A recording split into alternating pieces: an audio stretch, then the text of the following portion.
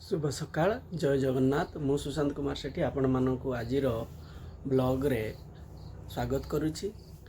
आज दिनचर्या कार्यक्रम अव्यवहित पूर्वर मु किछि कथा कहवाई चाहूँ।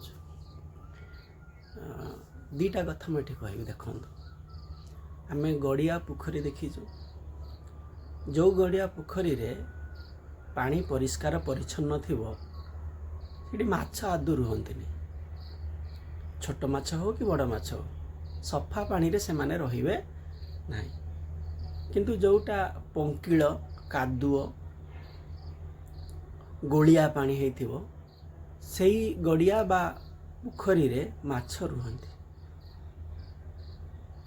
साधा सीधा लोकर मनटा परिष्कार परिच्छन्न तेणु से सब बेले परिष्कार परिच्छन्न स्वच्छ रहे।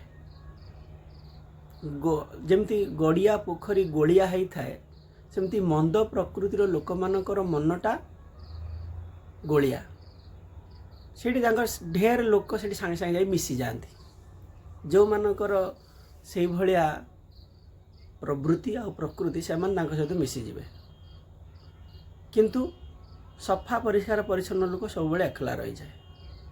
ए कथा को लेकिन आपण निज क्षेत्र में देखंतु तापरे कमेंट करंतु। यदि इच्छा होची रहिली। जय जगन्नाथ नमस्कार।